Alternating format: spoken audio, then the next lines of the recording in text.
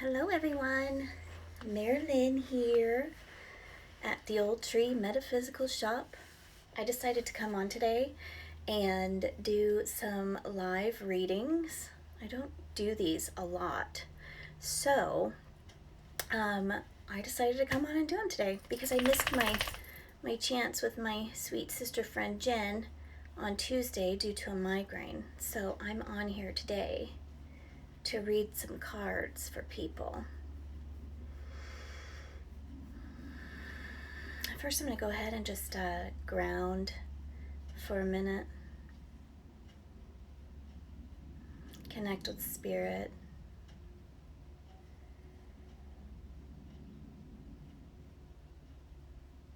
Listen to the trees swaying in my backyard.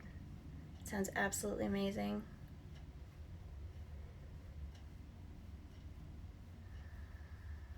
Okay. All right. So, I am just going to pull some cards, and whoever is on here is on here, and whoever is not on here is not on here. So, let's see what cards come up today. I'm really connecting with Earth right now, and the Hermit is really telling me to prepare. I have a feeling this is going to be a long, hard-working summer. You see your hummingbird. I have a feeling that it's not necessarily, dark meaning negative, but I have a feeling that this is going to be a shadowy end of summer moving into fall, and definitely a lot of work to be done this winter during hibernation time anyway, right? Hermit's already here. He's already telling me, hey, it's time to prepare. It's time to start digging that cave, that grave, if you will, into the earth, so you can be, so you can be buried and take in all the nourishment from Mother Earth that you possibly can have this winter, this end of summer, into fall, into winter, into spring. I don't know about you, but I'm already feeling fall in the air. I'm not ready for that yet. I'm not ready. The kids are starting school on Monday. I'm not ready for that. I haven't done even half of the things that I wanted to do this summer.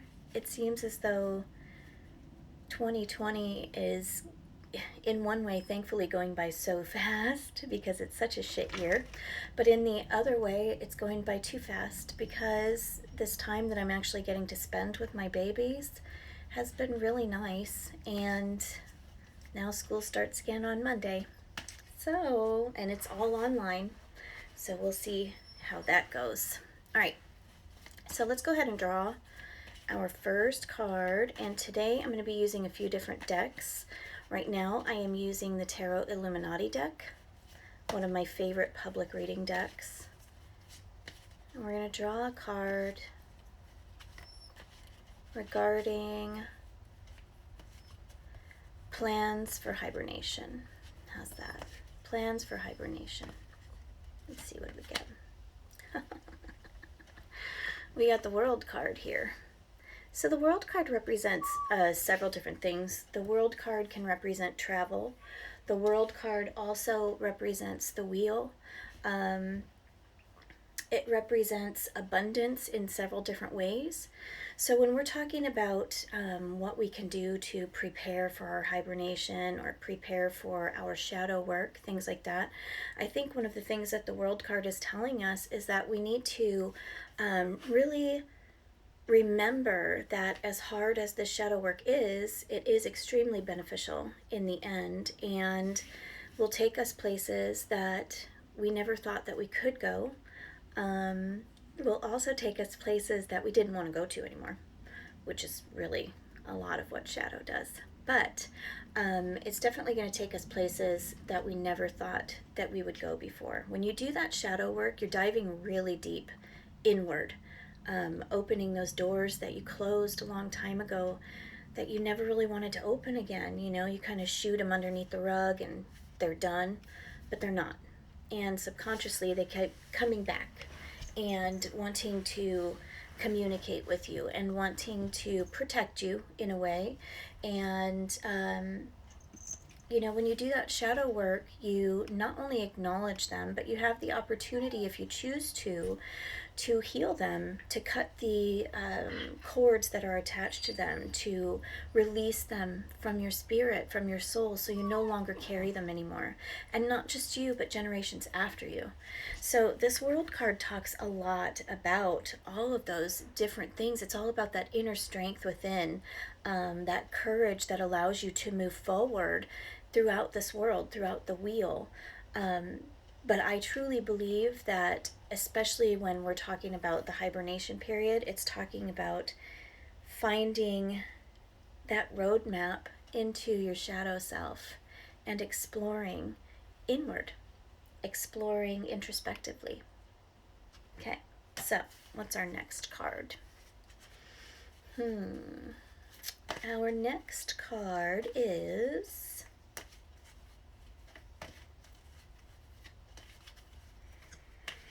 what should we make this one about? Let's make this one about what kind of grace I can pull out of me to help with my kids' online schooling. Let's see what tools I can use to help me keep that patience with the online schooling, to help me be ready to help them on a daily basis with the online schooling again.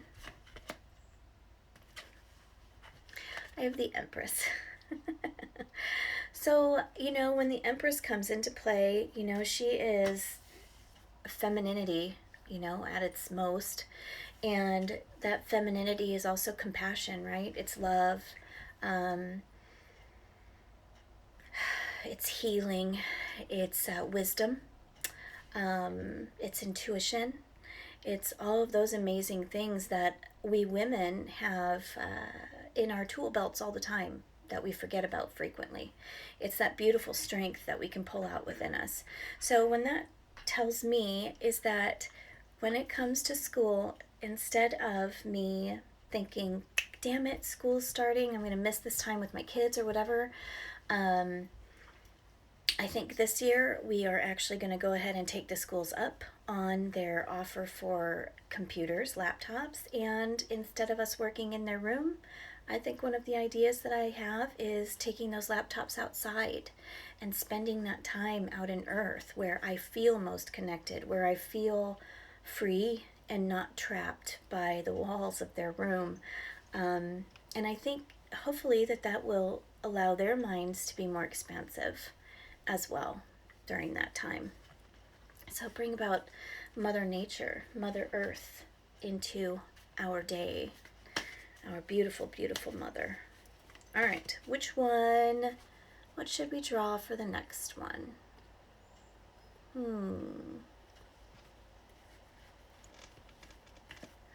I think I want to draw a card.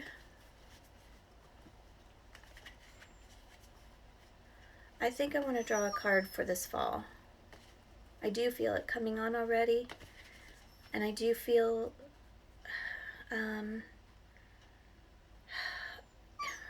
I don't know how to explain it. This fall feels like it's going to have a lot of static in it. And when I talk about static, I talk about stress, anxiety, and not so much just for me.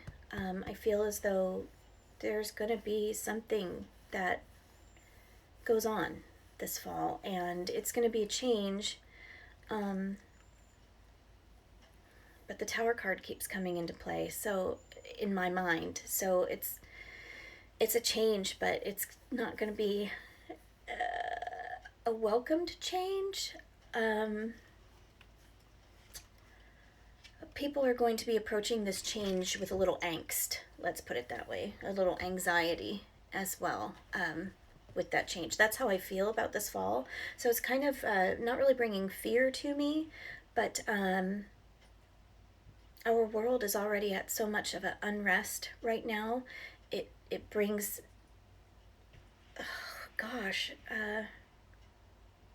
hesitance to me. It brings hesitance to me because I'm like, do I want to move forward in this? I don't know. Why am I thinking this right now? This is kind of scary to think this right now with our world where it is already, right?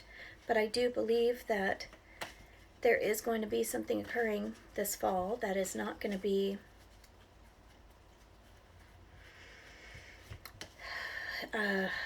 great for everyone. Let's just put it that way. And I'm a little bit hesitant to even walk into that area. So let's see what the cards say about that feeling that I'm having for this fall, that staticky feeling that I'm having.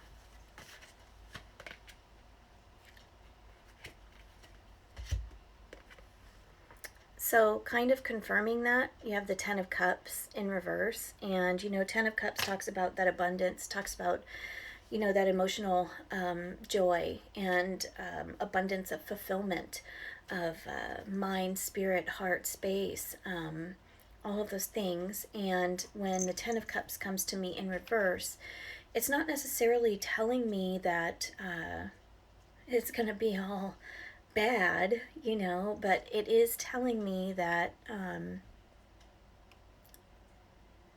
there are going to be some trials and tribulations. That's confirming that there's going to be trials and tribulations this fall.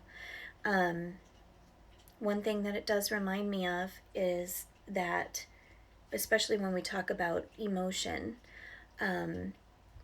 we all need to start doing this already, but especially this fall, we really, really, really need to start acknowledging that people have feelings, and how we react to those people's feelings can either be positive or negative. I really, really hope that we all start realizing that, and if we choose to react, I hope that it is in a positive, compassionate, loving, and healing way versus anger and hatred and demoralization and hurt and all of those things, purposeful hurt, there's no reason for that. We're better than that. We're better than that. And we need to start behaving as such. Or else this fall is going to be even worse than what I'm feeling already. Okay, we're going to do one last one because I got to make my kids some lunch.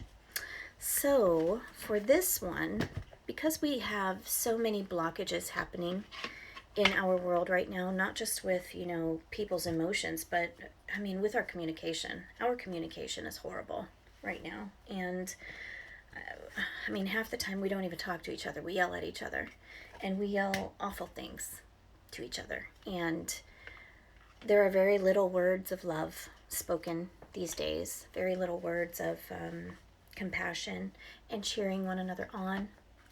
So I want to draw a card from my Whispers of Lord Ganesha Oracle deck. And the god Ganesha is all about breaking those boundaries and using what we have within us, because everyone has it, using that wonderfulness that we have within us to dissolve those boundaries, It doesn't have to be a harsh break. It can just be a dissolving of those boundaries, allowing them to organically dissolve just by using the amazingness that we all carry within us. So let's go ahead and draw one of these cards as a reminder of what tool we want to focus on right now. Start working on it right now and forever, to help dissolve the boundaries of our world today. All right, I got generosity. Generosity. Generosity can be many different things. It's generosity of, giving what you aren't, your overabundance of things, sharing them with people. Generosity is also about speaking kindly. It's about sharing that kind word, that ray of love that lives within you, sharing it within the world. It's about sharing your strength with those people that need it most. It's about taking that time to stand up for the rights of people that can't stand up for themselves. So, generosity is compassion for others, is a natural result of being aware and conscious of your own feelings. And that's another important thing. A lot of us are out of touch with our own feelings these days. We're allowing anger to dwell so much within us that it almost hides the fact that we have the ability to choose to love instead of be angry. That's our choice. And because we allow that anger to come and feed on everything inside of us, we're forgetting that we have that choice to not do that.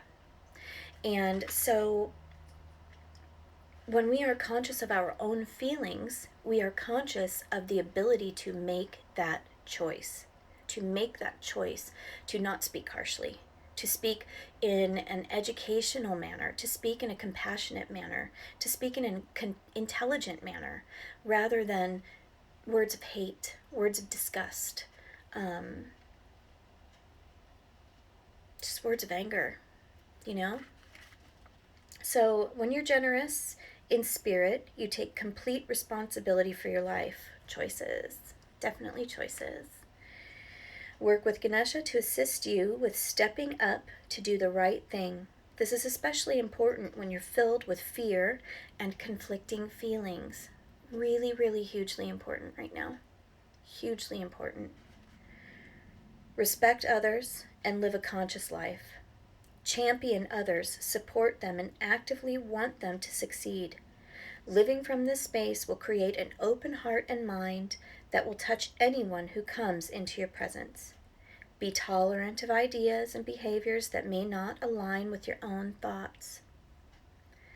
Spend more time looking at what is good and positive in someone else rather than what you judge as negative or bad. Embrace others' differences. This couldn't be more spot on. Give freely and from your heart. Choose to no longer manipulate and do not do favors with strings attached. As you continue to give, you may find that you no longer envy others. You will be able to give easily and at the same time receive when the same is offered to you. This will go a long way to eliminating the feeling of being separated from others, and you may find yourself genuinely happy. Look for and assume the best in people and treat others with respect and acceptance.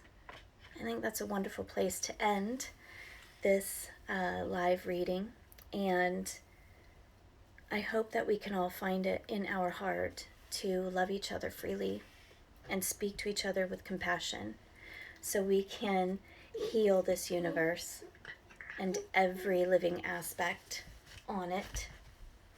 And thank you for joining me today. I'll see you all later.